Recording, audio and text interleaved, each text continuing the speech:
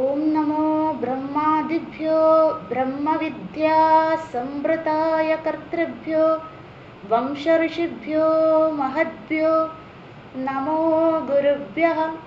सर्वोपप्लवरहितः प्रज्ञानघनः प्रत्यगर्थो ब्रह्मैवाहमस्मि। ओम पूर्णमदः पूर्णमिदं पूर्णाद् पूर्णमुदच्यते पूर्णस्य पूर्णमादाय पूर्णमेवावशिष्यते। ओम शान्ति शान्ति शान्तिः। हरिः ओम श्री गुरुभ्यो नमः। हरिः ओम। എല്ലാവർക്കും പ്രണാമം. ഹരി ഓം. ഓം നമോ നാരായണായ. അഥ ശുക്ലയജുർവേദീയ കാണ്വശാഹ ബൃഹദാരണ്യക ഉപനിഷത്ത് ദ്വിതീയകാണ്ഡം മുനികാണ്ഡം അഥവാ യാജ്ഞവൽക്യകാണ്ഡം തൃതീയ അധ്യായം ജൽപരൂപ ഉപപത്തി പ്രകരണം ദ്വിതീയ ബ്രാഹ്മണം ആർത്തഭാഗ ബ്രാഹ്മണം ദശമമന്ത്രം ഏകാദശമന്ത്രം. യാജ്ഞവൽക്യ ഇതി ഹോവാച യദിദം സർവം മൃത്യോഃ അന്നം കസ്വിത്സ ദേവതാ യസ്യ മൃത്യുഃ അന്നം ഇതി അഗ്നിഃ വൈ മൃത്യുഃ സഹ അപാമന്നം അപ പുനഃ മൃത്യും ജയതി. യാജ്ഞവൽക്യ ഇതി ഹോവാച യത്ര അയം പുരുഷഃ മ്രിയതേ ഉതസ്മാത് പ്രാണഃ ഉത്ക്രാമന്തി ആഹോം നേതി നേതി ഹോവാച യാജ്ഞവൽക്യഃ അത്ര ഏവ സമവനീയന്തേ സഹ ഉച്ചായതി ആത്മാ യതി ആത്മാതഃ മൃതഃ ശേതേ. യാജ്ഞവൽക്യ മഹർഷിയെ നമസ്കരിച്ചുകൊണ്ട് പഠനം തുടരാം. ആർത്തഭാഗന്റെ ചോദ്യമാണ് ദ്വിതീയ ബ്രാഹ്മണത്തിൽ ജൽപരൂപ ഉപപത്തി പ്രകരണമായ മൂന്നാമത്തെ അധ്യായത്തിൽ നമ്മൾ കണ്ടുകൊണ്ടിരിക്കുന്നത്. ആർത്തഭാഗൻ ആദ്യം ചോദിച്ചത് ഏതെല്ലാമാണ് പ്രധാനപ്പെട്ട ഇന്ദ്രിയങ്ങൾ, ആ പ്രധാനപ്പെട്ട ഇന്ദ്രിയങ്ങളിലൂടെ ഏതെല്ലാം വിഷയങ്ങളെയാണ് പുറമേ നിന്നും ഇന്ദ്രിയങ്ങൾ സ്വീകരിക്കുന്നത് എന്ന്. അതിന് മറുപടിയായി പ്രധാനപ്പെട്ടവ 8 ഇന്ദ്രിയങ്ങളെ കുറിച്ച് യാജ്ഞവൽക്യ മഹർഷി മറുപടി പറഞ്ഞു. അതിന് ആർക്കും തർക്കങ്ങളോ അതിനെ എതിർപ്പുകളോ ഒന്നും നമ്മൾ അവിടെ കണ്ടില്ല. അതിനുശേഷം 10ാമത്തെ മന്ത്രത്തിൽ ആർത്തഭാഗൻ യാജ്ഞവൽക്യ മഹർഷിയോട് ചോദിച്ചു, എല്ലാ ഇന്ദ്രിയങ്ങളും അവയുടെ അടിസ്ഥാന ദേവതകളും.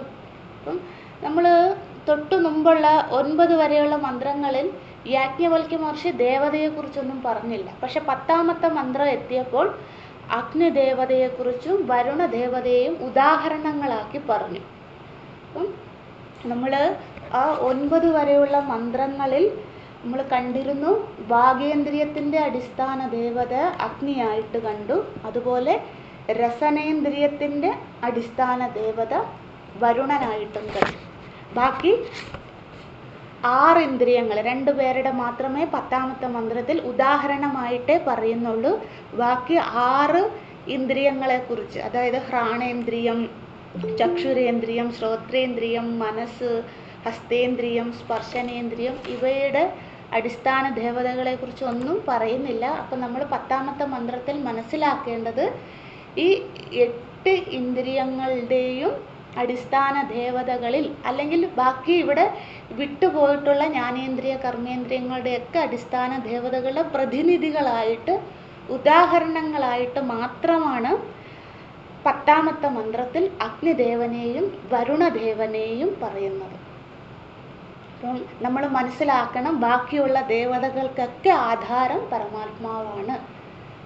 ആരാണോ സൃഷ്ടികർത്താവ്, ദേവതകളെ സൃഷ്ടിച്ചതായിക്കോട്ടെ, പ്രകൃതിയെ സൃഷ്ടിച്ചതായിക്കോട്ടെ, നമ്മളുടെയൊക്കെ ഇന്ദ്രിയങ്ങളെ സൃഷ്ടിച്ചതായിക്കോട്ടെ, അല്ലെങ്കിൽ ഓരോ പരമാണുവിനെ സൃഷ്ടിച്ചതായിക്കോട്ടെ, ആ പരമാത്മാവാണ് എല്ലാത്തിനും അടിസ്ഥാന കാരണം. അതിൻ്റെ നിയന്ത്രണത്തിലാണ് സൃഷ്ടി നടക്കുന്നത്, അല്ലെങ്കിൽ നിലനിൽപ്പുള്ളത്. അതിലേക്ക് തന്നെയാണ് എല്ലാം ലയിക്കുന്നത്. ഇത് ആര് തിരിച്ചറിയുന്നുവോ അവർക്ക് എന്താണ്? മൃത്യുഭയം നാസ്തി. അവർക്കൊരിക്കലും ഈ ശരീരം ഉപേക്ഷിക്കേണ്ടി വരുമല്ലോ ഞാൻ ഇന്നല്ലെങ്കിൽ നാളെ എന്നുള്ള ആ ഭയം ഉണ്ടാവുകയില്ല. ആ ഭയരഹിത ജീവിതം തന്നെയാണ് ജീവൻ മുക്തിയും എന്ന് നമ്മൾ 10ാമത്തെ മന്ത്രത്തിൽ കണ്ടു. അവിടെ വരെ സംശയങ്ങളൊന്നും ഇല്ലെന്ന് വിചാരിക്കുന്നു. നമുക്ക് അടുത്തതിലേക്ക് പോകാമല്ലേ? ഏകാദശ മന്ത്രം 11ാമത്തെ മന്ത്രം. യാജ്ഞവൽക്യ ഇതിഹോവാച. യാജ്ഞവൽക്യ മഹർഷിയോടായിക്കൊണ്ട് അടുത്തതായിക്കൊണ്ട് ആർത്തഭാഗം ചോദിച്ചു. അപ്പോൾ ഇത് 3ാമത്തെ ചോദ്യമാണ്. ഒന്ന് ഗ്രഹ അതിഗ്രഹങ്ങളെ കുറിച്ചുള്ള ചോദ്യം. രണ്ടാമത് എല്ലാവരും എല്ലാ ദേവതകളുടെയും ലയസ്ഥാനം എവിടെ എന്നുള്ള ചോദ്യം. എല്ലാറ്റിനെയും ആഹരിക്കുന്നു മൃത്യുദേവൻ. ആ മൃത്യുദേവൻ്റെ ലയസ്ഥാനം എവിടെയെന്ന് ചോദിച്ചു. അപ്പോൾ യാജ്ഞവൽക്യ മഹർഷി മറുപടി പറഞ്ഞു, എല്ലാ ദേവത, അത് മൃത്യുദേവനല്ല, അഗ്നിയല്ല, വരുണനല്ല, വായുവല്ല, സൂര്യചന്ദ്രാദികളല്ല, എല്ലാ ദേവതകളുടെയും ലയസ്ഥാനം പരമാത്മാവാകുന്നു എന്ന് യാജ്ഞവൽക്യ മഹർഷി 2ാമത്തെ ചോദ്യത്തിനുള്ള മറുപടി പറഞ്ഞു. ഇനി അടുത്ത 3ാമത്തെ ചോദ്യമാണ് ഏകാദശ മന്ത്രത്തിൽ. യാജ്ഞവൽക്യ മഹർഷിയോടായിക്കൊണ്ട് ആർത്തഭാഗം ചോദിക്കുകയാണ്. യത്ര അയം പുരുഷഃ മ്രിയതേ ഉതസ്മാദ് പ്രാണഃ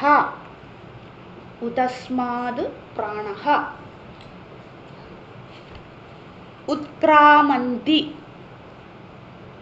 ആഹോ ന ഇതി. ഒരുമിച്ച് ചൊല്ലുമ്പോൾ നേതി നേതി ഹോവാച. യാജ്ഞവൽക്യഃ അത്ര ഏവ സമവനീയന്തേ സഹ ഉച്ചായതി അല്ലെങ്കിൽ ഉച്ഛയതി. 2 പാഠഭേദമുണ്ട്. അപ്പം ഇന്നലെ ഒരുപാട് പുസ്തകങ്ങൾ റെഫർ ചെയ്തിരുന്നു ഈ ഒരു പാഠഭേദം എന്തുകൊണ്ടാണെന്ന്. അപ്പോൾ അർത്ഥവ്യത്യാസം വരുന്നില്ല എന്നാണ് അമരകോശത്തിലൊക്കെ പറയുന്നത്. ഉച്ചായതി അല്ലെങ്കിൽ ഉച്ചയതി എന്നുള്ള അർത്ഥം വേർഡ് ബൈ വേർഡ് മീനിങ്ങിൽ നോക്കുക, വീർക്കുക. തപസാചീയതേ എന്നുള്ള അർത്ഥം നമ്മൾ പഠിച്ചില്ലേ മുണ്ടകോപനിഷത്തിൽ? തപസാചീയതേ ബ്രഹ്മ, അതായത് വലുതാകുക എന്നുള്ള അർത്ഥം. അത് തന്നെയാണ് ഉച്ചയതി അല്ലെങ്കിൽ ഉച്ഛ്വായതി എന്നും പറയും. ആത്മാ യതി ആത്മാതഃ മൃതഃ ശേതേ. എത്ര അയം പുരുഷഃ. ഇവിടെ പുരുഷഃ എന്ന് വെച്ചാൽ ജീവൻ മുക്തഃ എന്നാണ്. യാജ്ഞവൽക്യ മഹർഷിയോട് ആർത്തഭാഗൻ പുരുഷൻ എന്ന വാക്കുകൊണ്ട് ചോദ്യം ചോദിക്കുമ്പോൾ, അല്ലെ ചോദ്യഭാഗത്ത് പുരുഷൻ എന്ന ശബ്ദം ഉപയോഗിച്ചിരിക്കുന്നത്, പദം ഉപയോഗിച്ചിരിക്കുന്നത് ജീവൻ മുക്തനെയാണ് കുറിക്കുന്നത്. എന്തുകൊണ്ട് ജീവൻ മുക്തനെ പുരുഷൻ എന്ന് വിളിക്കുന്നു? സാധാരണ നമ്മൾ പഠിച്ചിരുന്നു മുമ്പുള്ള ബ്രാഹ്മണങ്ങളിലൊക്കെ അല്ലേ, പുരീശയനാത് പുരുഷഃ പൂർണ്ണത്വാദിതി പുരുഷഃ എന്നൊക്കെ. പുരുഷൻ ഇന്ദ്രോ മായാഭി പുരുരൂപയ്യതേ തതസ്യ രൂപം പ്രതിചക്ഷണായ എന്ന മന്ത്രത്തിൽ മുമ്പുള്ള അധ്യായത്തിൽ ബ്രഹ്മവിദ്യാപ്രകരണത്തിൽ നമ്മൾ കണ്ടത്. അവിടെ പുരുഷൻ എന്നത് പരമാത്മാവിനെയാണ് പറഞ്ഞത്. പക്ഷെ ഇവിടെ എത്തിയപ്പോൾ പുരുഷൻ എന്നതുകൊണ്ട് ഉദ്ദേശിക്കുന്നത് ജീവൻ മുക്തനെയാണ്. ജീവൻ മുക്തനെയും ശാസ്ത്രം പുരുഷൻ എന്ന് വിളിക്കുന്നുണ്ട്. അതിന് കാരണം, എങ്ങനെ ഒരാൾ ജീവൻ മുക്തനാകുന്നത്? ഞാൻ വേറെയല്ല, ഈശ്വരൻ വേറെയല്ല, സർവചരാചരവും വേറെയല്ല. ആ ഭേദബുദ്ധി മാറുമ്പോഴാണ് അല്ലേ, അഭേദ അവസ്ഥയിൽ എത്തുന്ന ഒരാളാണ് ജീവൻ മുക്തൻ. അപ്പം പിന്നെ അദ്ദേഹത്തിനോടുള്ള ആദരണാർത്ഥം പരമാത്മാവിനെ വിളിക്കുന്ന അതേ സ്തുതി തന്നെ ജീവൻ മുക്തനെയും വിളിക്കാറുണ്ട്. അതുകൊണ്ട് ഇവിടെ പുരുഷനെന്ന് ജീവൻ മുക്തനെ അഭിസംബോധന ചെയ്യുന്നത് തെറ്റല്ല, ശാസ്ത്രവിധി പ്രകാരം തെറ്റല്ല. അതുകൊണ്ട് ഇവിടെ ആർത്തഭാഗനും പുരുഷനെന്ന് വിളിക്കുകയാണ്. എത്ര അയം പുരുഷഃ മ്രിയതേ. എത്ര അയം, അതായത് എപ്പോഴാണോ ഒരു ജീവൻ മുക്തൻ മ്രിയതേ.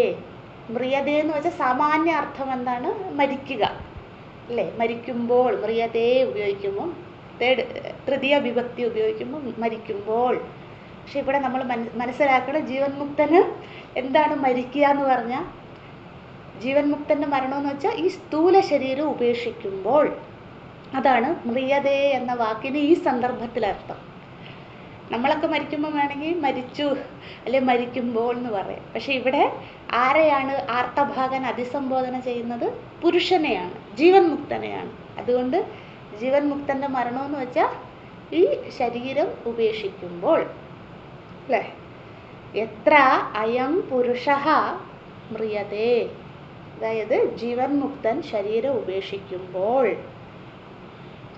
ഉപേക്ഷിക്കുമ്പോൾ എത്ര ഉദസ്മാത് പ്രാണഃ ഉത്ക്രാമന്തി അഹോ.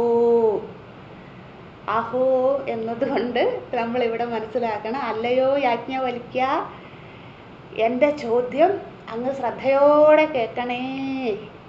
ഇത് കുറച്ച് ട്രിക്കി ആയിട്ടുള്ള ചോദ്യമാണ്. അതായത് ഡയറക്റ്റ് ക്വസ്റ്റ്യൻ അല്ല. കാരണം ഇത്രയും നേരം ഇന്ദ്രിയങ്ങളെക്കുറിച്ച്, സാധാരണ ജീവനെക്കുറിച്ചും ഒക്കെ ഉള്ള ചോദ്യമായിരുന്നു. ഇനി എൻ്റെ ചോദ്യം അതല്ല, ജീവൻ മുക്തൻ്റെ ശരീര ഉപേക്ഷിച്ചുള്ള അനന്തരം എന്ത്, അതാണ് ചോദിക്കുന്നത്. അതുകൊണ്ട് ആഹോ എന്നുള്ള വാക്കിൻ്റെ അർത്ഥം നമ്മൾ ആഹോ എന്ന് നീട്ടി ചൊല്ലുന്നില്ല. അതിൻ്റെ അർത്ഥം ശ്രദ്ധാവാൻ ശൃണുയാത്, ശ്രദ്ധയോടെ കേൾക്കണേ എന്നുള്ള ഒരു എന്താ പറയുക, ഇൻഡയറക്റ്റ് ആയിട്ടുള്ള ഒരു മുന്നറിയിപ്പ് കൊടുക്കുകയാണ്. അങ്ങ് ശ്രദ്ധാവാൻ ശൃണുയാത്, ശ്രദ്ധയോടെ കേൾക്ക വേണേ. അത് ആർത്തഭാഗന്റെ യാജ്ഞവൽക്യ മഹർഷിയോടുള്ള ആദരവാകാം. ആർത്തഭാഗൻ ആ സഭയെ, വിദ്വത്സഭയോടുള്ള മാനിക്കുന്നതാവാം. പിന്നെ അശ്വലൻ ഉപരമിച്ചു കഴിഞ്ഞപ്പോൾ തന്നെ ആർത്തഭാഗനും ആ വിദ്വത്സഭയ്ക്കും മനസ്സിലാകുന്നുണ്ട്, അശ്വലൻ എന്ന ഋഗ്വേദ ഹോതാവിനെ പരാജയപ്പെടുത്തിയിരിക്കുകയാണ് യാജ്ഞവൽക്യൻ.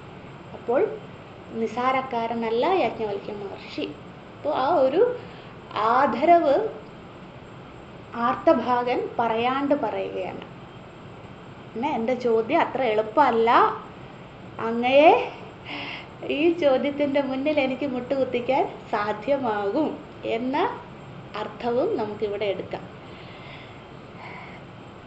ആഹോ എന്നുള്ള വാക്കിന്, അതായത് ഉദസ്മാത് പ്രാണഃ ഉത്ക്രാമന്തി ആഹോ ന ഇതി, അവിടെ വരെയാണ്. നേതി, ആദ്യത്തെ നേതി ആർത്തഭാഗന്റെ ചോദ്യത്തിലുള്ളതാണ്. അടുത്ത നേതി യാജ്ഞവൽക്യ മഹർഷിയുടെ മറുപടിയിലുള്ളതാണ്. ഇവിടെ വരെയാണ് ആർത്തഭാഗന്റെ ചോദ്യം. ഒന്നുകൂടെ പറയാം. എത്ര അയം പുരുഷഃ മ്രിയതേ ഉദസ്മാത് പ്രാണഃ ഉത്ക്രാമന്തി ആഹോ ന ഇതി. അവിടെ വരെ ആർത്തഭാഗന്റെ ഡയലോഗാണ്. അതായത് ഒരു ജീവൻ മുക്തൻ ശരീരം ഉപേക്ഷിക്കുമ്പോൾ, അപ്പോൾ അവരുടെ ശരീരത്തിൽ നിന്ന് ഉദസ്മാത് പ്രാണഃ ഉത്ക്രാമന്തി, അതായത് അവരുടെ ശരീരത്തിൽ നിന്നും, അവരുടെ എന്ന് വെച്ചാൽ ജീവൻ മുക്തന്റെ ശരീരത്തിൽ നിന്നും പ്രാണൻ, പ്രാണഃ ഏകവചനമാണ് കേട്ടോ അവിടെ, പ്രാണഃ ഉത്ക്രാമന്തി, പ്രാണൻ ഉത്ക്രമിക്കുന്നുണ്ടോ, ന ഇതി അതോ ഇല്ലയോ. അതാണ് ആരുടെ ചോദ്യം? ആർത്തഭാഗന്റെ ചോദ്യം അല്ലെ. ഉത്ക്രാമന്തി അഹോ. അപ്പം ഇവിടെ നമ്മൾ എന്തുകൊണ്ട് പ്രാണഃ എന്നത് ഏകവചനം ഉപയോഗിച്ചു അല്ലേ, അത് നമുക്ക് ചർച്ച ചെയ്യാം. കാരണം എന്താണ്, നമുക്കൊക്കെ അറിയാം പ്രധാനമായിട്ടും 5 പ്രാണൻ, ഉപപ്രാണന്മാരെ വിട്ടേര്, ഉപപ്രാണന്മാരുണ്ട്.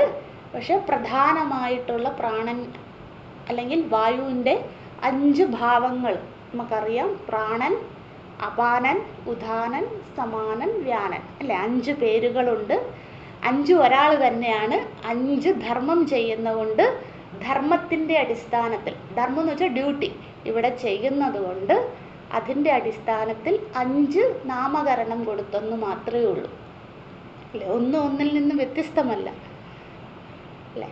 അപ്പം ഈ 5 പ്രാണന്മാരിൽ നമ്മുടെ ശരീരം, അത് ജീവൻ മുക്തനായിക്കോട്ടെ, മനുഷ്യനായിക്കോട്ടെ, നായയായിക്കോട്ടെ, പശു ആയിക്കോട്ടെ, ഏത് ജീവൻ്റെയും സർവ്വജീവചരാചരങ്ങളുടെയും നമ്മൾ സ്ഥൂല ശരീരത്തിൽ നിന്നും ഈ പ്രാണൻ അങ്ങോട്ട് വിട്ടുപോകുമ്പോൾ, അല്ലെ, അതിനെയാണല്ലോ നമ്മൾ മരണം എന്ന് പറയുന്നത്. അപ്പോൾ പ്രാണൻ അങ്ങോട്ട് വിട്ടുപോകുമ്പോൾ ഈ ഉദാനൻ എന്നുള്ള പ്രാണനാണ് ഉത്ക്രമിക്കുന്നത്. ഉദാനൻ എന്ന വാക്കിൻ്റെ അർത്ഥം തന്നെ ഉത്ക്രമണവാൻ എന്നാണ്. നമ്മൾ വേദാന്ത സാരത്തിലൊക്കെ അത് പഠിച്ചതാണ്, ജസ്റ്റ് ഓർമ്മിപ്പിക്കുന്നതേ ഉള്ളൂ. ഉദാനൻ എന്ന് വെച്ചാൽ ലാസ്റ്റ് ഉത്ക്രമിക്കുന്ന, നമ്മുടെ ശരീരത്തിൽ നിന്നും അവസാനമായി പോകുന്ന പ്രാണനെ വിളിക്കുന്ന പേരാണ് ഉദാനൻ. അപ്പം മറ്റുള്ള ബാക്കി 4 പ്രാണന്മാരും, പ്രാണൻ, അപാനൻ, സമാനൻ, വ്യാനൻ, ഈ 4 പ്രാണന്മാരും കൂടെ നമ്മൾ മരിക്കുന്ന സമയത്ത് ഉദാനനിലേക്ക് ലയം പ്രാപിക്കും. എന്നിട്ട് ഈ ഉദാനൻ എന്താവും, ഈ 5 പേരും കൂടെ ഒന്നാകും. എന്നിട്ട് ഉദാനനാണ് ആ സമയത്ത് പ്രവർത്തിച്ച് നമ്മുടെ ശരീരത്തിൽ നിന്നും പൂർണ്ണമായും ആ ചൈതന്യം വിട്ടുപോകുന്ന അവസ്ഥ, ആ നമ്മുടെ ശരീരം ജഡമാകുന്ന അവസ്ഥ, മരിച്ചു പോകുന്ന അവസ്ഥ. ഉദാനവായുവാണ് അവസാനം ഉത്ക്രമിക്കുന്ന, പുറത്തേക്ക് പോകുന്നത്. നമ്മുടെ ഈ ശരീരത്തിൽ നിന്നും പുറത്തേക്ക് പോകുന്ന അവസാനത്തെ പ്രാണൻ ഉദാനനാണ്. അതുകൊണ്ടാണ് ഇവിടെ പ്രാണഹ, അവസാനത്തെ ഒറ്റ പ്രാണനേ ഉള്ളൂ. ബാക്കി 4 പേരും ഉദാനനിൽ ലയിക്കുകയാണ് ചെയ്യുന്നത്. അതുകൊണ്ടാണ് പ്രാണാഹ എന്ന് പറയാതെ പ്രാണഹ എന്ന ഏകവചനം ഉപയോഗിച്ചിരിക്കുന്നത്. ശ്രദ്ധിക്കണേ. ഉദസ്മാത് പ്രാണഹ ഉത്ക്രാമന്തി. ഇവിടെ പ്രാണഹ എന്ന് വെച്ചാൽ ഉദാന വായുഹു ഉത്ക്രാമന്തി. അത് നമ്മൾ മരിക്കുമ്പോഴും അങ്ങനെ തന്നെ, ജീവൻ മുക്തം മരിക്കുമ്പോഴും, മരിക്കുക എന്ന് വെച്ചാൽ ശരീരം അവസാനിപ്പിക്കുമ്പോഴും ഉപേക്ഷിക്കുമ്പോഴും അങ്ങനെ തന്നെയാണ്. പ്രാണഹ ഉത്ക്രാമന്തി, പുറത്തേക്ക് പോകുന്നത്. അപ്പോൾ അവരുടെ ശരീരത്തിൽ നിന്നും പ്രാണൻ ഉത്ക്രമിക്കുന്നുണ്ടോ? ഇവിടെ ഏതു പ്രാണന് ആർത്തഭാഗൻ ചോദിക്കുന്നില്ല. നമ്മൾ പക്ഷെ മനസ്സിലാക്കണം, മുമ്പ് പഠിച്ചതുമായിട്ട് മനനം ചെയ്യുമ്പോൾ, താരതമ്യം ചെയ്യുമ്പോൾ നമ്മളിവിടെ മനസ്സിലാക്കണം, ഉദാനഹ വായുഹു ഉത്ക്രാമന്തി, ഉദാനവായു ഉത്ക്രമിക്കുന്നുണ്ടോ? അല്ല, നേരിട്ട് ചോദിക്കുന്നില്ല. അതുകൊണ്ട് 5 പ്രാണന്റെയും പേര് പറയേണ്ട ആവശ്യം ആർത്തഭാഗനില്ല. യാജ്ഞവൽക്യ മഹർഷിയാണല്ലോ മറുപടി പറയണ്ടേ. നമ്മൾ ഭഗവത്ഗീതയിൽ ഇത് പഠിക്കുന്നുണ്ട്. ജസ്റ്റ് നമ്പർ എഴുതി വെച്ചോളൂ. 15-ാം അധ്യായം 10-ാം ശ്ലോകം. എപ്പോഴേലും സമയം കിട്ടുമ്പോൾ പുരുഷോത്തമ യോഗം എടുത്തു നോക്കാം. ഉത്ക്രാമന്തം സ്ഥിതം വാപി ഭുഞ്ജാനം വാ ഗുണാന്വിധ വിമൂഢാനാനുപശ്യന്തി പശ്യന്തി ജ്ഞാന ചക്ഷുഷ. ഒരുപാട് സന്തോഷം. ഒരുപാട് പേര് കൂടെ ചൊല്ലുന്നുണ്ട്. എല്ലാവർക്കും ഓർമ്മയുണ്ടെന്ന് വിചാരിക്കുന്നു. 15-ാം അധ്യായം, അതെ, 15-ാം അധ്യായം 10-ാം ശ്ലോകം. ഇവിടെ ഇത് തന്നെ പറയുന്നു, ഉത്ക്രാമന്തി എന്നുള്ള ശ്ലോകം. ഓക്കെ. അപ്പോൾ അവരുടെ ശരീരത്തിൽ നിന്നും ഈ പ്രാണൻ ഉത്ക്രമിക്കുന്നുണ്ടോ? നൈതി, അതോ ഇല്ലയോ? അപ്പം അതുകൊണ്ടാണ് ആദ്യത്തെ നേതി എന്നുള്ളത് ആർത്തഭാഗന്റെ ചോദ്യത്തിനോടൊപ്പം നമ്മൾ ചേർത്തത്. അടുത്തത് യാജ്ഞവൽക്യ മഹർഷിയുടെ മറുപടിയാണ്. അപ്പോൾ ചോദ്യം ഇത്രയേ ഉള്ളൂ, ജീവൻ മുക്തൻ ശരീരം ഉപേക്ഷിക്കുമ്പോൾ പ്രാണൻ ഉത്ക്രമിക്കുന്നുണ്ടോ ഇല്ലയോ? അപ്പോൾ ഇത് നമുക്കൊക്കെ സംശയം വരാം. ആ ജീവൻ മുക്തൻ എന്ന് പറയുന്ന ആൾ നമ്മളെപ്പോലെയല്ല, വളരെ വ്യത്യസ്തമായ ആളാണ്. അദ്ദേഹത്തിന് പിന്നെ എന്താ, മരിക്കുമ്പം ശരീരം അല്ലേ എന്തോ പല പല അഭ്യൂഹങ്ങൾ അല്ലേ, ഇൻ്റർപ്രിട്ടേഷൻസ് നമ്മൾ പല ഇടത്തും കാണാറുണ്ട്. ചിലവർ എന്താ പറയുക, ആകാശ സമാധി എടുക്കുന്നു, ചിലവർ വായു സമാധി എടുക്കുന്നത് അല്ല. അതൊക്കെ സിദ്ധന്മാർക്ക് ചെയ്യാൻ പറ്റുന്നതാണ് അല്ലേ. സിദ്ധി കൊണ്ട് ശരീരം എങ്ങനെയോ ഉപേക്ഷിക്കാം, ഉപേക്ഷിച്ചതിന് ശേഷം മടങ്ങി വരികയൊക്കെ ചെയ്യാം. അതൊക്കെ അവരുടെ തപശക്തി കൊണ്ട് അവർക്ക് വന്നു ചേർന്ന സിദ്ധികളാണ്. സാധാരണ മുക്തപുരുഷന്മാർ പൊതുവെ സിദ്ധികൾ പ്രകടമാക്കാറില്ല അല്ലേ. പക്ഷെ ഈ ലോകത്ത് അതില്ലെങ്കിൽ അവരെ മുക്തപുരുഷനായിട്ട് അംഗീകരിക്കില്ല ലോകം. എന്തെങ്കിലുമൊക്കെ സിദ്ധി വേണം അല്ലേ. അതുകൊണ്ട് ചിലപ്പോൾ ഇവർ തുടക്കകാലത്തൊക്കെ, നിങ്ങൾ ഒരുപാട് മഹാത്മാക്കളുടെ ചരിത്രമൊക്കെ വായിച്ചിട്ടോ പഠിച്ചിട്ടോ ഒക്കെ ഉണ്ടാകും. അവരൊക്കെ തുടക്ക കാലഘട്ടങ്ങളിൽ ഒരുപാട് സിദ്ധികളൊക്കെ കാണിച്ചിരുന്നതായി നമ്മൾ വായിക്കുമ്പോൾ ഒക്കെ കാണും. പിന്നീട് പിന്നീട് പിന്നീട് എന്താണ് അവരത് തന്നിലേക്ക് തന്നെ ഒതുക്കും. പക്ഷെ അങ്ങനെ ചെയ്യാത്തവരും ഉണ്ട്. സിദ്ധികൾ അവസാനം വരെ കാണിച്ചവരും ഉണ്ട്, കാണിക്കാത്തവരും ഉണ്ട്. അതുകൊണ്ട് നമുക്ക് ജീവൻ മുക്തനെ ഒരിക്കലും മറ്റൊരാളുമായിട്ട് താരതമ്യം ചെയ്യാൻ പറ്റില്ല. ഇയാൾ ഇങ്ങനെയൊക്കെയാണ് കാണിച്ചത്. ചിലവർ കനാലിലെ ഈ എന്താ പറയുക, റോഡിലെ വെള്ളം കുടിക്കുന്നവരുണ്ടാകും. ചിലവരങ്ങനെയല്ല, നല്ല ഇസ്തിരിയൊക്കെ ഇട്ട് നല്ല കുപ്പായൊക്കെ ഇട്ട് നല്ല വൃത്തിയായിട്ട് നടക്കുന്നവരും ഉണ്ടാകും അല്ലേ. അതുകൊണ്ട് ഇയാൾ ഇങ്ങനെയാണ്, അതുകൊണ്ട് മറ്റേ ആൾ ഇങ്ങനെയാകണം, അങ്ങനെ നമുക്ക് താരതമ്യം ചെയ്യാനേ പറ്റൂല. ജീവൻ മുക്തന്മാർ അവരെങ്ങനെയും ലോകത്ത് വ്യവഹരിക്കാവുന്നതാണ്. അപ്പോൾ ഇവിടെ ജീവൻ മുക്തൻ എല്ലാ പൊതുവേ ഉള്ള ആണിവിടെ ആർത്തഭാഗം ചോദിക്കുന്നത്. അവർ ശരീരം ഉപേക്ഷിക്കുമ്പോൾ എങ്ങനെയാണ് എന്ന് ചോദിക്കും. അപ്പോൾ യാജ്ഞവൽക്യ മഹർഷി മറുപടി പറയുകയാണ്, ന ഇതിഹോ വാച യാജ്ഞവൽക്യ. ഇല്ല എന്ന് യാജ്ഞവൽക്യ മഹർഷി കട്ട് ആൻഡ് റൈറ്റ് ആയിട്ട് ആദ്യം തന്നെ പറയുകയാണ്, ഇല്ല. അതിൻ്റെ അർത്ഥം എന്താ? അവരുടെ ശരീരത്തിൽ നിന്നും പ്രാണൻ ഉത്ക്രമിക്കുന്നുണ്ടോ ഇല്ലയോ, ഇല്ല എന്ന് യാജ്ഞവൽക്യ മഹർഷി മറുപടി പറഞ്ഞു. എന്നിട്ട് പറയുകയാണ്, എന്തുകൊണ്ട് ഞാൻ ഇല്ല എന്ന് പറയുന്നു, അതിനുള്ള വിസ്താരം എക്സ്പ്ലനേഷനാണ് അടുത്തത് പറയുന്നത്. അത്ര ഏവ സമവനീയന്തേ. അത്ര കുത്ര? അത്ര ജീവൻ മുക്ത, അല്ലെങ്കിൽ അത്ര പുരുഷ, അത്ര ജീവൻ മുക്ത, ജീവൻ മുക്തൻ്റെ ഏവ, ഏവ എന്ന് വെച്ചാൽ പ്രാണഹ ഏവ, ജീവൻ മുക്തൻ്റെ പ്രാണൻ, അതായത് ശരീരം ഉപേക്ഷിക്കുമ്പോൾ പോകുന്ന പ്രാണൻ ഉണ്ടല്ലോ, ഉദാനൻ, ആ പ്രാണൻ, ആ പ്രാണൻ ജീവൻ മുക്തൻ ശരീരം ഉപേക്ഷിക്കുമ്പോൾ ശരീരത്തിൽ നിന്നും പുറത്തേക്ക് ഉത്ക്രമിക്കുന്ന, പുറത്തേക്ക് പോകുന്ന ആ പ്രാണൻ സമവനീയന്തേ, അതിൻ്റെ മുന്നിലായിട്ട് അധ്യാഹാരം ചെയ്തോളൂ. പരമാത്മാ ഓർ ബ്രഹ്മ എന്ത് വേണേലും നിങ്ങൾക്ക് എഴുതാം. പരമാത്മാ സമവനീയ, പരമാത്മാവിലേക്ക് സമവനീയന്തേ കൂടിച്ചേരുന്നു. സമവനീയന്തേ എന്ന് വെച്ചാൽ ടു ജോയിൻ എന്നുള്ള അർത്ഥമാണ്, അല്ലെങ്കിൽ ഏകീഭവിക്കുക എന്നുള്ള അർത്ഥമാണ്. അത്ര ജീവൻ മുക്ത അഥവാ പുരുഷ ഏവ എന്ന് വെച്ചാൽ പ്രാണഹ ഏവ. വേണ്ടവർ എഴുതിക്കോളൂ കേട്ടോ. ചില അമ്മമാരൊക്കെ വിളിക്കുമ്പം പറയാറുണ്ട് എഴുതാൻ പ്രയാസമുണ്ട്. അപ്പോൾ അവരൊന്നും എഴുതണ്ട, സാധിക്കുന്നവർ മാത്രം എഴുതുക. നമ്മൾ ശ്രദ്ധിക്കേണ്ട കാര്യം എന്ന് വെച്ചാൽ ശരീരത്തിന് ഒരുപാട് നമ്മൾ സ്ട്രെയിൻ കൊടുക്കരുത്. എന്താണോ അവനവൻ്റെ ശരീരസ്ഥിതി അതനുസരിച്ചായിരിക്കണം നമ്മുടെ സാധന. ഒരുപാട് ശരീരത്തിന് താങ്ങാവുന്നതിലധികം ലോഡ് കൊടുത്താൽ എന്താ പ്രശ്നം? ശരീരം അതിൻ്റെ പാർശ്വഫലങ്ങൾ കാണിച്ചുകൊണ്ടേയിരിക്കും. അതുകൊണ്ട് അവനവന് മാത്രമേ അവനവൻ്റെ ശരീരസ്ഥിതി അറിയുകയുള്ളൂ. എഴുതാൻ പറ്റുമെങ്കിൽ എഴുതുക, ഇല്ലെങ്കിൽ എന്താണ്, ശ്രദ്ധയോടെ കേൾക്കുക. നമ്മൾ കുറേ വർഷമായില്ല എഴുതുന്നത്, അതുകൊണ്ട് അതിന് പ്രാധാന്യം കൊടുക്കാതെ അയ്യോ മറ്റുള്ളവരൊക്കെ എഴുതുന്നു അതുകൊണ്ട് എനിക്ക് എഴുതാൻ പറ്റുന്നില്ല അങ്ങനെ വിചാരിക്കേണ്ട. എഴുതാൻ പറ്റുന്നവർ മാത്രം എഴുതുക, അല്ലാത്തവർ യാജ്ഞവൽക്യ മഹർഷിയോട് പ്രാർത്ഥനയോടെ ഇരിക്കുക. എനിക്ക് എഴുതാൻ സാധിക്കുന്നില്ല, മഹാഗുരു എനിക്ക് ആ ഹസ്തേന്ദ്രിയത്തിൻ്റെ ശക്തിയും കൂടെ എൻ്റെ ശ്രവണേന്ദ്രിയത്തിന് തരണേ അല്ലേ. ആ പ്രാർത്ഥനയോടുകൂടി ശ്രദ്ധയോടെ ശ്രവിക്കുക. ഓക്കെ, മടങ്ങി വരാം. അത്ര ജീവൻ മുക്ത അഥവാ പുരുഷ പ്രാണഃ ഏവ പരമാത്മാ സമവനീയന്തേ, അല്ലെങ്കിൽ ബ്രഹ്മഃ സമവനീയന്തേ.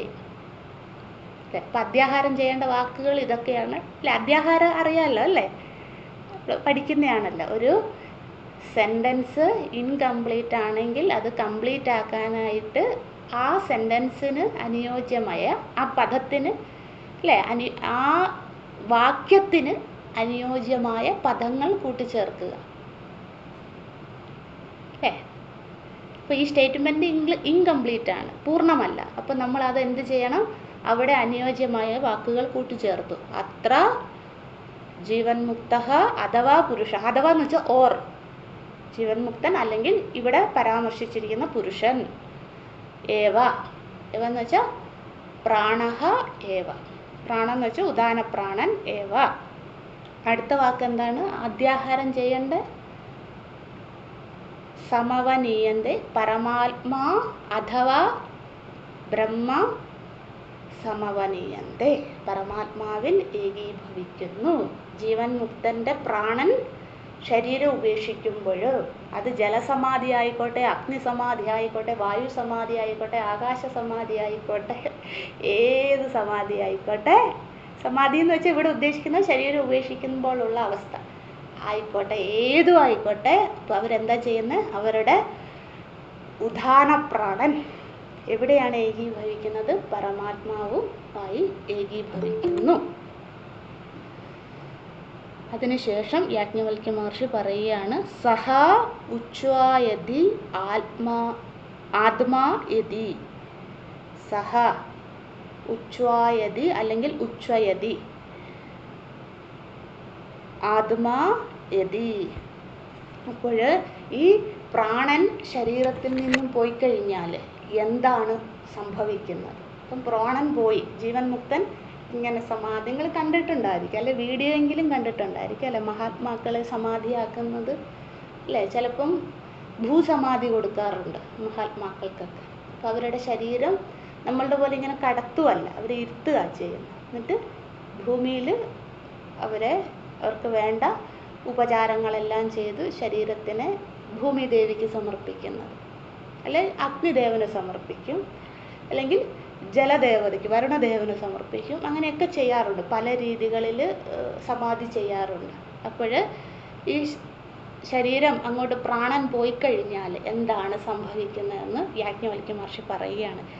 സഹ ഉച്ഛ്വായതി, അതായത് പ്രാണൻ, ഉദാന പ്രാണൻ ശരീരത്തിൽ നിന്നും പോയ ശേഷം അതിനുള്ള ആ പ്രാണൻ പോയി കഴിഞ്ഞുള്ള അവസ്ഥയാണ് പറയുന്നത്. ഉച്ഛ്വായതി ആത്മായതി, ശരീരത്തിൽ നിന്നും പ്രാണൻ ഉത്ക്രമിച്ചതിന് ശേഷം സ്ഥൂല ശരീരം എന്ത് ചെയ്യുന്നു? ഉച്ഛ്വായതി. ഉച്ഛ്വായതി എന്ന് വെച്ചാൽ ശരീരം വീർക്കും. അപ്പോൾ ഇവിടെ ഉച്ഛ്വായതിക്ക് മുമ്പ് എഴുതിക്കോളൂ, സ്ഥൂല ശരീര ഉച്ഛ്വായതി, സ്ഥൂല ശരീരം വീർക്കും അല്ലെ. നമ്മളൊക്കെ മരിക്കുമ്പോൾ ഇങ്ങനെയാണ്, ജീവൻ മുക്തനല്ല, നമ്മളൊക്കെ മരിക്കുമ്പോൾ എന്താണ്? യാജ്ഞവൽക്യ മഹർഷി എന്തുകൊണ്ടാണെന്ന് എനിക്ക് മനസ്സിലാകുന്നില്ല, നിങ്ങൾ മനനം ചെയ്ത് എന്തുകൊണ്ടാണെന്ന് ചിന്തിക്കണം. അശ്വല ബ്രാഹ്മണ ആയിക്കോട്ടെ, ഈ ആർത്തഭാഗ ബ്രാഹ്മണ ആയിക്കോട്ടെ, അവിടെയൊക്കെ സാമുക്തി സാധിമുക്തി അവിടെയും പറഞ്ഞു, മരണത്തെ അതിവർത്തിക്കാനാണ്, മരണഭയത്തെ. ഇവിടെയും അത് തന്നെയാണ് പറയുന്നത്. മരണഭയത്തെ അതിവർത്തിക്കുക എന്നത് എളുപ്പമല്ല, പ്രയാസമാണ്. അതുകൊണ്ട് ആവർത്തിച്ച് നമ്മൾക്ക് പറഞ്ഞു തരികയാണ്, മരണം എന്നത് സുനിശ്ചിതമാണ്. നമ്മൾ ആ ഭയത്തെ അതിവർത്തിക്കാൻ കുറച്ച് ലളിതമായ രീതിയിൽ ഇവിടെ പറയുകയാണ്. മുമ്പത്തെ അശ്വലബ്രാഹ്മണം കുറച്ച് പ്രയാസമായിരുന്നു, അതായത് യജ്ഞയാഗാദികളായതുകൊണ്ട്. അവിടെയും പക്ഷേ മരണത്തെ അതിവർത്തിക്കുകയായിരുന്നു പ്രധാനമായും യാജ്ഞവൽക്യ മഹർഷിയുടെ ലക്ഷ്യം. നമ്മളോട് പറയുന്നത് വിവേക വൈരാഗ്യത്തോടുകൂടി സാധന ചെയ്യണം. ഇവിടെയും ശമദമാദികളോടുകൂടി സാധന ചെയ്യണം മരണഭയത്തെ അതിവർത്തിക്കാൻ വേണ്ടി. അപ്പോൾ ഇവിടെ പറയുകയാണ് എന്താണ്? ശരീരത്തിൽ നിന്നും നമ്മളൊക്കെ മരിക്കുമ്പോൾ എന്താണ്? ഈ രക്തധമനികളൊക്കെ അല്ലേ എല്ലാം ഷട്ട് ഡൗൺ ആകും, ഓരോ ഇന്ദ്രിയങ്ങളായിട്ട് അല്ലേ, അല്ലെങ്കിൽ അവയവങ്ങളായിട്ട് അല്ലേ. നമ്മുടെ അകത്തും പുറത്തും നമുക്ക് കാണാൻ സാധിക്കുന്നതും കാണാൻ സാധിക്കാത്തതുമായ എല്ലാ അവയവവും. അപ്പം എനിക്ക് അറിഞ്ഞുകൂടാ, അത്ര മെഡിക്കൽ സയൻസ് അറിയില്ല, എങ്കിലും നമ്മൾ സ്കൂളിലൊക്കെ പഠിച്ചിട്ടില്ലേ, ഈ ചെറിയ കുടലുകൾ അല്ല ചെറിയ രക്തധമനികളൊക്കെ അതിലേക്കുള്ള, ഞാൻ പറഞ്ഞു ഭയപ്പെടുത്തുമല്ല, നമ്മളിത് മനസ്സിലാക്കണം, ഭയം മാറാനായിട്ടാണ് ഇത് പറയുന്നത്. ഈ ചെറിയ രക്തക്കുഴലുകളൊക്കെ ഉണ്ട്, ധമനികളൊക്കെ ഉണ്ടല്ലോ, അതിലേക്കൂടെയൊക്കെ ഇങ്ങനെ പ്രാണനല്ലേ അല്ലേ എല്ലായിടത്തും രക്തത്തെ ഇങ്ങനെ കൊണ്ട് നടക്കുമല്ലേ. അപ്പോൾ ആ പ്രാണൻ അതിൻ്റെ പ്രവർത്തനം ഇങ്ങനെ നിൽക്കും. അപ്പോഴാണ് നമ്മൾ മരിക്കുമ്പോൾ രക്തം ഓരോ ഇന്ദ്രിയങ്ങൾ വഴി പുറത്തേക്ക് പോകുന്ന കണ്ടില്ലേ? മൂക്കിലൊക്കെ എന്തിനാ പഞ്ഞി വെക്കുന്നത്? എന്തിനാണ്? രക്തം പുറത്തേക്ക് പോകാതിരിക്കുക അല്ലേ? അല്ലേ? ശരീരം അങ്ങനെയല്ലേ സാധാരണ നമ്മൾ. കാരണം എന്താ? അവിടെ രക്തത്തിന് ശരീരം മുഴുവൻ വ്യാപിക്കുവാനുള്ള വായു ഇല്ല അല്ലേ? ബാക്കി 4 പ്രാണന്മാർ ഉദാനനിൽ വന്ന് ലയിച്ച് ഉദാനൻ പുറത്തേക്ക് പോയല്ലോ, പിന്നെ എങ്ങനെ രക്തചംക്രമണം നടക്കും അല്ലേ? പറയുന്നത് ശരിയാണ്. നമ്മുടെ ഡോക്ടർമാരൊക്കെ ഉണ്ട്, തെറ്റാണെ നിങ്ങൾ പറയണം. ശരീരത്തിൻ്റെ താപനില പോകും അല്ലേ? നമ്മുടെ സാധാരണ നമുക്ക് റൂം ടെമ്പറേച്ചർ ഉണ്ടാകും നമ്മുടെ ശരീരത്തിൽ അല്ലേ? അത് കുറയുമല്ലേ ചെയ്യുന്നത്? താപനില കുറഞ്ഞു വരും. അങ്ങനെ ശരീരം തണുക്കാൻ തുടങ്ങും അല്ലേ? നമ്മൾ മരിക്കുമ്പം ചൂടുണ്ടാവും, പിന്നെ ഒരു 10 മിനിറ്റ്, അരമണിക്കൂർ, 1 മണിക്കൂർ കഴിയുമ്പോൾ ശരീരം തണുത്ത് അല്ലേ? താപനില കുറഞ്ഞു വരും. അങ്ങനെയല്ലേ നമ്മൾ പോകുന്നത്.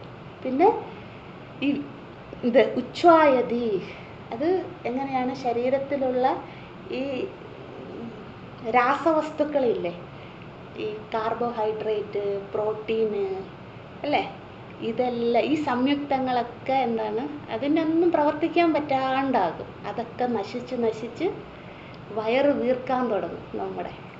അതാണ് ഉച്ഛ്വായതി എന്ന് യാജ്ഞവൽക്യ മഹർഷി ത്രേതായുഗത്തിൽ പറഞ്ഞതാണിത്. അത് തന്നെയല്ലേ ഇപ്പോഴും നടക്കുന്നത് അല്ലേ? നമ്മൾ മരിച്ചു കഴിഞ്ഞാൽ വയറ് വീർത്ത് വരില്ലേ?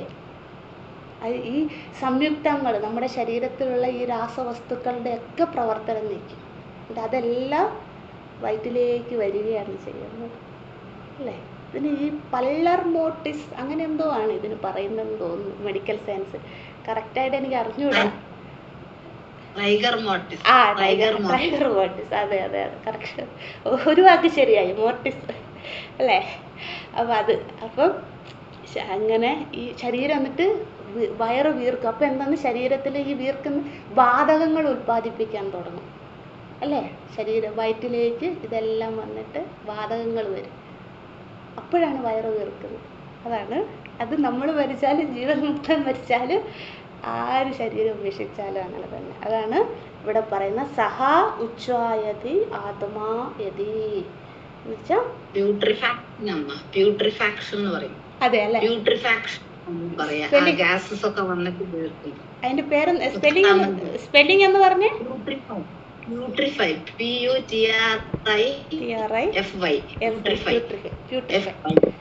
പ്യൂട്രിഫൈ. പുതിയൊരു വാക്ക് കിട്ടി. അതെ. അപ്പോൾ ഇതെല്ലാം സംഭവിക്കും നമുക്ക് നാളെ. അതുകൊണ്ട് സന്തോഷത്തോടു കൂടി കേൾക്കുക. ശരീരത്തിൽ നിന്നും പ്രാണൻ ഇങ്ങനെ പോകും. അതാണ് ഉച്ഛ്വായതി ആത്മാ യതി.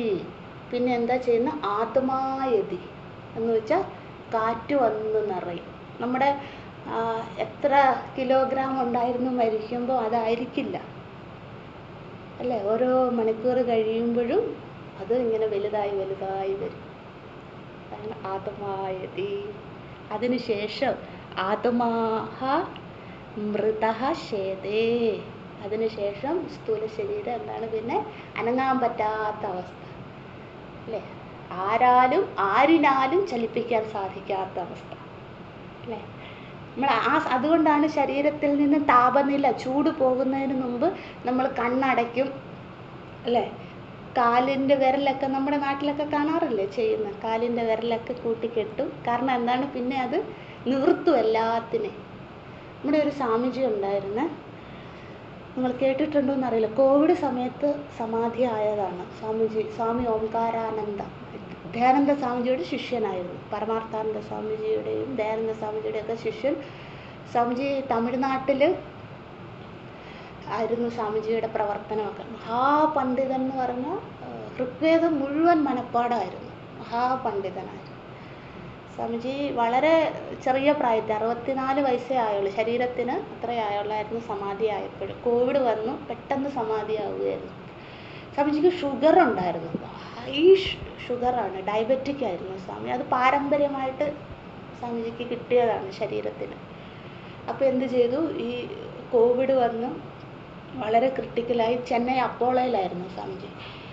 അപ്പോൾ അവിടുന്ന് സമാധിയായപ്പോൾ ഇപ്പം നമ്മുടെ ഇവിടെ ഗുരുകുലത്തിൽ എൻ്റെ കൂടെ പഠിക്കുന്നുണ്ട് സ്വാമിജിയുടെ ശിഷ്യൻ. സ്വാമിജിയുടെ സമാധിക്ക് ശേഷം പിന്നെ തമിഴ്നാട്ടിൽ നിൽക്കാൻ തോന്നിയില്ല അദ്ദേഹത്തിന്. അദ്ദേഹം പിന്നെ ഇവിടെ വന്ന് ഇപ്പോൾ ഉത്തരകാശിയിലുണ്ട്, നമ്മളോടൊപ്പം ഗുരുകുലത്തിൽ പഠിക്കുകയാണ്. അപ്പോൾ ആ ശിഷ്യൻ, സ്വാമിജിയുടെ ശിഷ്യൻ നമ്മളോട് പറഞ്ഞ കഥയാണിത്. അപ്പോൾ ഇവരൊക്കെ ഉണ്ടായിരുന്നു. സ്വാമിജി ഓംകാരാനന്ദ സ്വാമിജി സമാധിയാകുമ്പോൾ അപ്പോളോ ഹോസ്പിറ്റലിലുണ്ടായിരുന്നു. അപ്പോൾ സ്വാമിജിക്ക് എന്ത് പറ്റിയെന്ന് വെച്ചാൽ ഈ ഹൈലി ഡയബറ്റിക് ആണല്ലോ.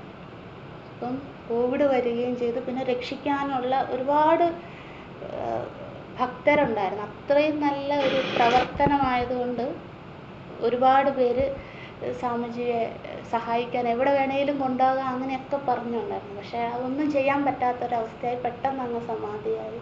ഞാൻ അന്ന് നമ്മൾ വിവേക ചൂടാമണി ഒക്കെ പഠിക്കുന്ന സമയത്തായിരുന്നു സ്വാമിജിയുടെ സമാധി. ഞാൻ അന്ന് ഗ്രൂപ്പിൽ ഫോട്ടോ ഒക്കെ ഇട്ടിരുന്നു. ഓർമ്മയുണ്ടോയെന്ന് എനിക്ക് അറിഞ്ഞൂടാ, കുറേ വർഷമായതുകൊണ്ട്.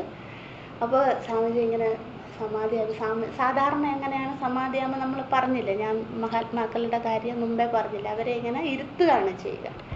പക്ഷെ സ്വാമിജിയുടെ ശരീരം ഇരുത്താൻ പറ്റാത്തൊരവസ്ഥയായിപ്പോയി. കാരണം അത്രയും ബോഡി അതിനുള്ള റിയാക്ഷൻ ശരീരം ഉപേക്ഷിച്ച് കഴിഞ്ഞാൽ. അപ്പോൾ ഇങ്ങനെ ഇരുത്തുമ്പോൾ അത് ശരീരം വിട്ടുപോവുകയാണ്, ചെയ്യാൻ പറ്റാത്ത ഒരു അവസ്ഥ വന്ന് പിന്നെ നമ്മളൊക്കെ മരിക്കുമ്പം ചെയ്യുന്നത് പോലെ തന്നെ നേരെ തന്നെ സമാധി ഇരുത്തുകയാണ് ചെയ്യുന്നത്. ഇപ്പോഴും അവിടെയുണ്ട്. സ്വാമിജിയുടെ ക്ലാസ് ഉണ്ട് നമുക്ക് ഓൺലൈനിൽ പണ്ട് റെക്കോർഡ് ചെയ്ത് വെച്ച ഒരു ഇതുണ്ട്. അതായത് ഓൺലൈനായിട്ട് പണ്ടേ തുടങ്ങിയതാണ്. ഒരു 10 വർഷമെങ്കിലായി തുടങ്ങി. ഓരോ ബാച്ചുകളായിട്ട് 5 വർഷം വെച്ചാണ്. ഞാൻ സെക്കൻഡ് ബാച്ചിൽ ചേർന്നിരുന്നു. ഇപ്പോഴും ഞങ്ങൾ ഓൺലൈൻ ക്ലാസ് നടക്കുന്നുണ്ട്. ആദ്യത്തെ ബാച്ച് സ്വാമിജി ലൈവായിട്ടെടുത്ത ക്ലാസ്സൊക്കെ എന്ത് ചെയ്തു, ഇവർ റെക്കോർഡ് ചെയ്ത് വെച്ചു. അതുകൊണ്ട് സെക്കൻഡ് ബാച്ചിന് എന്താണ്, ആ റെക്കോർഡിങ് നമ്മളത് ചേരണം. അതിൽ ചേർന്ന് ഫ്രീ ആണ്, തമിഴിലാണ് ക്ലാസ്. ചേരണം എങ്കിലേ അത് രജിസ്റ്റർ ചെയ്ത് ആത്മവിദ്യാ ഗുരുകുലം എന്ന് പറഞ്ഞ ഒരു ഇതാണ്. അപ്പോൾ അതിൽ സ്വാമിജിയുടെ ക്ലാസ് ഇപ്പോഴും ഉണ്ട്. ഇപ്പം മനുസ്മൃതി പഠിച്ചുകൊണ്ടിരിക്കുകയാണ്. ഓരോ ദിവസവും ഓരോ ക്ലാസ്സുകളാണ്.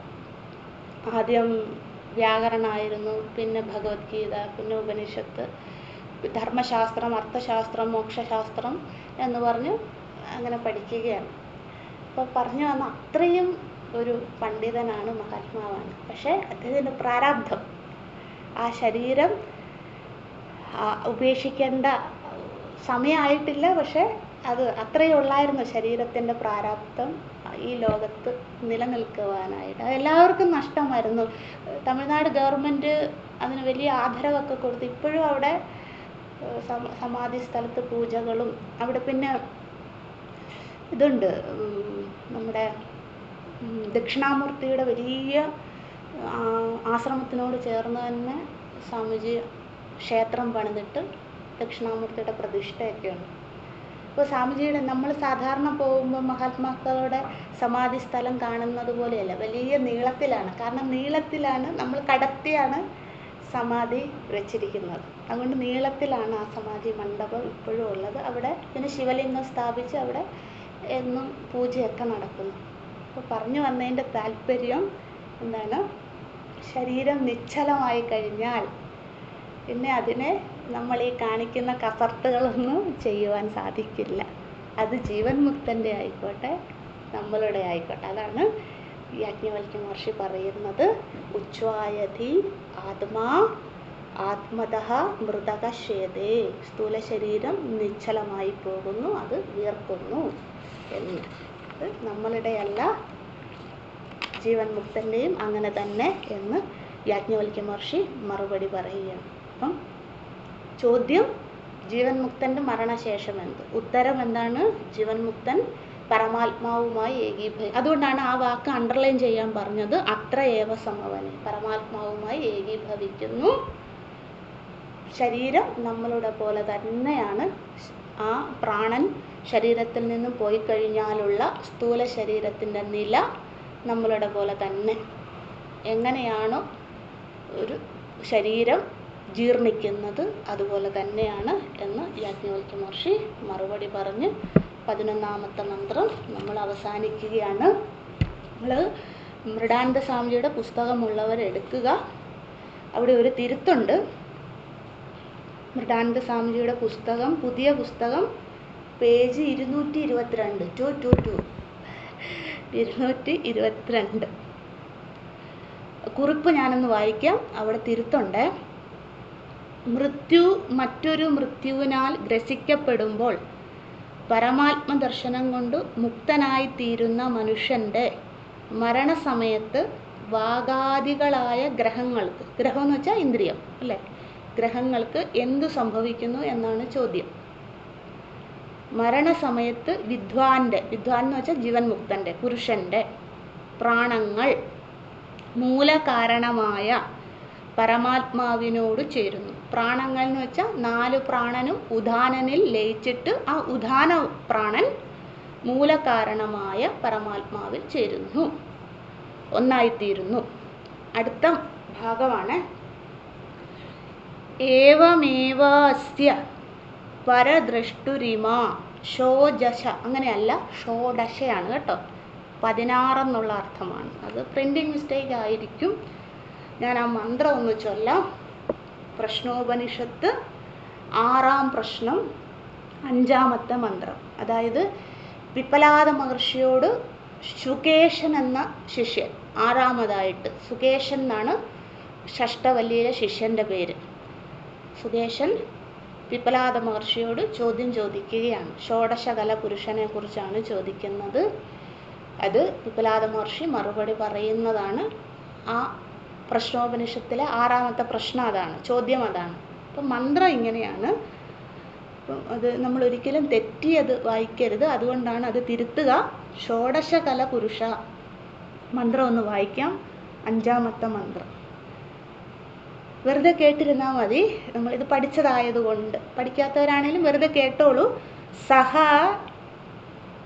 യഥേയം നദ്യ സന്ധ്യമാനഃ സമുദ്രായണാഃ സമുദ്രം പ്രാപ്യാഃ തം ഗച്ഛന്തി ഭേദ്ദേതേ താസാം നാമരൂപേ സമുദ്രം ഇത്യേവം പ്രോച്യത്തെ ഏവമേവ അസ്യ പരിദ്രഷ്ടുരിമാഃ ഷോഡശകലാഃ. അങ്ങനെയാണ് കേട്ടോ, ഷോഡശകലാഃ. പുരുഷായണാഃ പുരുഷം പ്രാപ്യ തം ഗച്ഛതി ഭിദ്യതേ ച ആസാം നാമരൂപേ പുരുഷം ഇത്യേവം പ്രോച്യത്തെ സഹ ഷോഡശകലോ മൃതോ ഭവതി തദപ്യേഷ ശ്ലോകോ ഭവതി. വലിയ മന്ത്രമാണ്. പ്രശ്നോപനിഷത്തിലെ എല്ലാ മന്ത്രങ്ങളും വളരെ വലുതാണ്. അപ്പോൾ അത് തിരുത്തി ഷോഡശകലാഃ പുരുഷായാമാഹ പുരുഷായം ആഹ എന്നാണ് കേട്ടോ, ഒരുമിച്ച് പറയുമ്പോൾ പുരുഷായമാഹ. പുരുഷം പ്രാപ്യ അസ്തം ഗച്ഛന്തി. ബാക്കിയൊക്കെ ശരിയാണ്. ജാ മാറ്റി ഷോഡശകലാഃ അങ്ങനെയാക്കുക.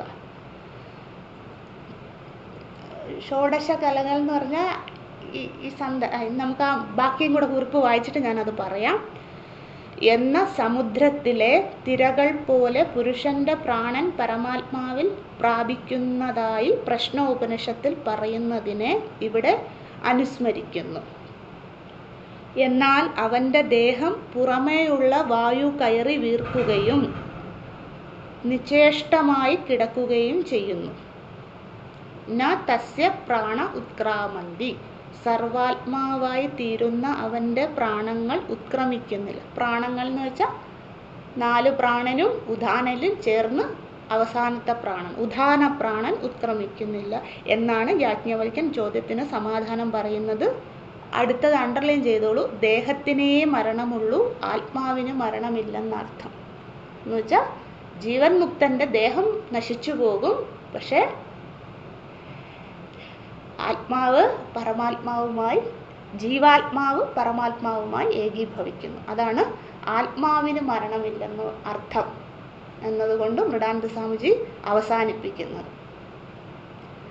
അതായത് നമ്മൾ പല സന്ദർഭങ്ങളിൽ പഠിച്ചിട്ടുണ്ട്, ജീവൻ മുക്തൻ മരിച്ചു കഴിഞ്ഞാൽ ഈ 16 കലകളെക്കുറിച്ച്, അതാണ് ഷോഡശി എന്ന് വെച്ചാൽ 16. അതാണ് ഈ മഹാത്മാക്കളൊക്കെ മരിച്ചു കഴിഞ്ഞ് 16-ാമത്തെ ദിവസം ആഘോഷിക്കുന്നത്. ഷോഡശിക്രിയ എന്ന് പറയും അതിനെ, അല്ലേ? പണ്ടൊക്കെ നമ്മളൊക്കെ മരിക്കുമ്പോഴും ഉണ്ടായിരുന്നു ഷോഡശിക്രിയകൾ. നമ്മളെന്ന് വെച്ചാൽ നമ്മുടെ പൂർവികർ മരിക്കുമ്പോഴും നമ്മളത് ചെയ്തിരുന്നു. പക്ഷെ ഇപ്പം അതൊക്കെ മാറി 12 ദിവസം 10 ദിവസം പല വിഭാഗങ്ങൾക്കും പല പല രീതിയായി മാറി. ശരിക്കും 16 ദിവസമാണ് അത് ചെയ്യേണ്ടതെന്നാണ് വേദം പറയുന്നത്, ശാസ്ത്രം പറയുന്നത്. അതായത് 16 കലകൾ. വെറുതെ ഞാനൊന്ന് വായിക്കാം. പ്രാണൻ, ശ്രദ്ധ, ആകാശം, വായു, അഗ്നി, ജലം, പൃഥിവി, ഇന്ദ്രിയങ്ങൾ, മനസ്സ്, അന്നം, വീര്യം, തപസ്, മന്ത്രങ്ങൾ, കർമ്മങ്ങൾ, ലോകങ്ങൾ. അവസാനം 16-ാമത്തെ കല നാമം. ഈ 15 കലകളും ജീവൻ മുക്തൻ്റെ നശിച്ചു പോകും. 16-ാമത്തെ കല നശിക്കില്ല, നാമം. അതായത് മഹാത്മാക്കൾ മരിച്ചാൽ നമ്മൾ അവരുടെ നാമം കൊണ്ട്, അവരുടെ പേര് കൊണ്ട് അവരെ എന്നും ഓർക്കും. അവരുടെ പേര് എന്നും ലോകത്ത് നിലനിൽക്കും. ബാക്കിയെല്ലാം നശിക്കും. അവർ ചെയ്ത കർമ്മങ്ങൾ നശിക്കും, അവർ ചെയ്ത ഉപാസനകൾ നശിക്കും, അവർ ചെയ്ത തപസ് നശിക്കും, അവരുടെ ഇന്ദ്രിയങ്ങൾ നശിക്കും, അവരുടെ അവയവങ്ങൾ നശിക്കും, എല്ലാം നശിക്കും, നമ്മളെപ്പോലെ തന്നെ. പക്ഷെ അവരുടെ നാമം മാത്രം നശിക്കില്ല ജീവൻ മുക്തൻ്റെ. അതാണ് ഇവിടെ ഷോഡശകല പുരുഷ. പ്രശ്നോപനിഷത്തിലും ജീവൻ മുക്തനെ പുരുഷൻ എന്നാണ് വിളിക്കുന്നത്. അതാണ് ഷോഡശകല പുരുഷ എന്നതുകൊണ്ട് പറഞ്ഞു. അത് തന്നെ യാജ്ഞവൽക്യ മഹർഷി ഇവിടെ ആർത്തഭാഗ ബ്രാഹ്മണത്തിലും പുരുഷൻ എന്ന് വിളിക്കുന്ന ജീവൻ മുക്തൻ. നമ്മൾ മുണ്ടകോപനിഷത്തിലും പഠിച്ചിട്ടുണ്ട്. ജസ്റ്റ് നമ്പർ എഴുതി വെച്ചോളൂ ഈ ജീവൻ മുക്തൻ്റെ മരണം എങ്ങനെയാണെന്ന്.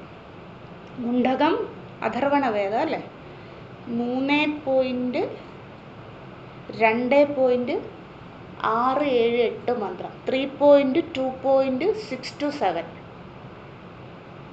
3.2.627, 6 മുതൽ 8 വരെയുള്ള മന്ത്രങ്ങൾ. 3 എന്ന് വെച്ചാൽ മൂന്നാം മുണ്ടകം അല്ലേ? ഓരോ മുണ്ടകങ്ങളായിട്ടല്ലേ മുണ്ടകോപനിഷത്തിൽ നമ്മൾ പറയുന്നത്. മുണ്ടകോപനിഷത്ത് പ്രഥമ മുണ്ടകം, ദ്വിതീയ മുണ്ടകം, തൃതീയ മുണ്ടകം എന്നല്ല. അങ്ങനെ മൂന്നാമത്തെ മുണ്ടകം 2ാം ഖണ്ഡം, അതാണ് 3.2 ദ്വിതീയ ഖണ്ഡം. പിന്നെ 6 മുതൽ 8 വരെയുള്ള മന്ത്രങ്ങൾ നിങ്ങൾ കേട്ടിട്ടുണ്ടായിരിക്കാം. മന്ത്രം വേദാന്ത വിജ്ഞാന സുനിശ്ചിതാർത്ഥ സന്യാസയോഗ യതയ ശുദ്ധ സത്വാഹ തേ ബ്രഹ്മലോകേ തു പരാന്തകാലേ പരാമൃത പരിമുച്യന്തി സർവേ. ആ മന്ത്രം കഴിഞ്ഞ് ഗതാഗല 15 പ്രതിഷ്ഠ ദേവാച്ച സർവേ പ്രതിദേവദാസു. അതായത് അവരുടെ ശരീരത്തിൽ നിന്ന് ഇങ്ങനെ എല്ലാം പോകും.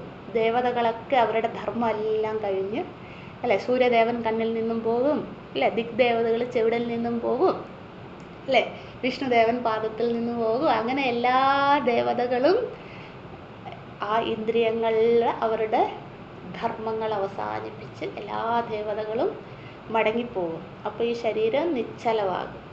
അതാണ് ഗതാഗല 15 പ്രതിഷ്ഠ ദേവാച്ച സർവേ പരിദേവദാസ. എല്ലാ ദേവതകളും പോയി. എന്നിട്ട് എന്ത് ചെയ്യണം? ആത്മാ പരേ വ്യയേ സർവ ഏകീഭവന്തി. അത് ജീവാത്മാവ് സർവ ഏകീഭവന്തി, പരമാത്മാവുമായി ഏകീഭവിക്കുന്നു എന്ന്. 7ാമത്തെ മന്ത്രം മുണ്ടകോപനിഷത്ത് ദ്വിതീയ ഖണ്ഡത്തിലെ 7ാമത്തെ മന്ത്രം. അത് തന്നെയാണ് ഇവിടെ നമ്മളും പറഞ്ഞ ഏകീഭവനം. സമവനീയന്തേ എന്ന് ഇവിടെ പറഞ്ഞു, മുണ്ടകത്തിൽ ഏകീഭവന്തി എന്ന് പറഞ്ഞു. സിനോണിമസ് ആണ് ആ വാക്കുകളൊക്കെ, പര്യായങ്ങളാന്നേ ഉള്ളൂ, അർത്ഥം ഒന്ന് തന്നെ. പിന്നെ ഒരു ഉദാഹരണം പറയുകയാണ്. യഥാനദ്യ സന്ധ്യമാനാ സമുദ്രേ. അതായത് എല്ലാ തിരമാലകളിലെ എല്ലാ വെള്ളങ്ങളും സമുദ്രത്തിലേക്ക് എങ്ങനെയാണോ പുറത്തേക്ക് തിരമാലകൾ വരുന്നത്, കരയിലേക്ക് തിരമാലകൾ വന്ന് കടലിലേക്ക് ലയിക്കുന്നത് അല്ലേ? തിരമാലകൾക്ക് കടലില്ലാതെ തനിയെ നിലനിൽപ്പില്ല. കരയിലേക്ക് വന്നാലും അവർ തിരിച്ച് കടലിലേക്ക് തന്നെ മടങ്ങിപ്പോകും. അതുപോലെ തന്നെ ജീവൻ മുക്തൻ ശരീരം ഉപേക്ഷിക്കുമ്പോൾ വ്യവഹാരമെല്ലാം, കരയിലുള്ള വ്യവഹാരമെല്ലാം ഉപേക്ഷിച്ച് കടലിലേക്ക്, അതായത് പരമാത്മാവിലേക്ക് ഏകീഭവിക്കുന്നു എന്നുള്ള മന്ത്രമാണത്. അത് തന്നെ ഇവിടെ യാജ്ഞവൽക്യ മഹർഷിയും പറയുന്നത് അല്ലേ. ജസ്റ്റ് നമ്പർ എഴുതി വെച്ചോളൂ. മുണ്ടകോപനിഷത്ത് 3.2.6-8. ബാക്കി നമുക്ക് തിങ്കളാഴ്ച പഠിക്കാം. ഇനി 2 മന്ത്രവും കൂടി ഉള്ളൂ. 12, 13 മന്ത്രങ്ങൾ. നമ്മളിപ്പോൾ പറഞ്ഞില്ലേ ഈ ഷോഡശകല, അതാണ് അടുത്തത്. അതുകൊണ്ടാണ് ഇപ്പോൾ അത് പറഞ്ഞത്. 11ാമത്തെ മന്ത്രത്തിൻ്റെ കുറിപ്പിൽ നമ്മുടെ ഷോഡശകല നാമം മാത്രം, ജീവൻ മുക്തൻ്റെ എല്ലാം നശിക്കും, പക്ഷെ അവരുടെ നാമം മാത്രം ലോകമുള്ളിടത്തോളം കാലം ഉണ്ടായിക്കൊണ്ടേയിരിക്കും, എന്നും നിലനിൽക്കും. ബാക്കിയെല്ലാം നശിക്കുമെന്ന് നമ്മളിപ്പോൾ പറഞ്ഞില്ലേ, അത് വിസ്തരിച്ച് യാജ്ഞവൽക്യ മഹർഷി അടുത്ത 12ാമത്തെ മന്ത്രത്തിൽ പറയുകയാണ്. ഓം നമഃ പരമഋഷിഭ്യോ നമഃ പരമഋഷിഭ്യോ നമഃ പരമഋഷിഭ്യഃ. ഓം നമോ ബ്രഹ്മാദിഭ്യോ ബ്രഹ്മവിദ്യാ സംവൃതായ കർത്തൃഭ്യോ വംശഋഷിഭ്യോ മഹദ്ഭ്യോ നമോ ഗുരുഭ്യഃ. സർവോപപ്ലവരഹിതഃ പ്രജ്ഞാനഘനഃ പ്രത്യഗർത്ഥോ ബ്രഹ്മൈവാഹമസ്മി. ഓം പൂർണ്ണമദഃ പൂർണ്ണമിദം പൂർണ്ണാത് പൂർണ്ണമുദച്യതേ പൂർണ്ണസ്യ പൂർണ്ണമാദായ പൂർണ്ണമേവാവശിഷ്യതേ. ഓം ശാന്തി ശാന്തി ശാന്തി. ഹരി ഓം. ശ്രീ ഗുരുഭ്യോ നമഃ. ഹരി ഓം.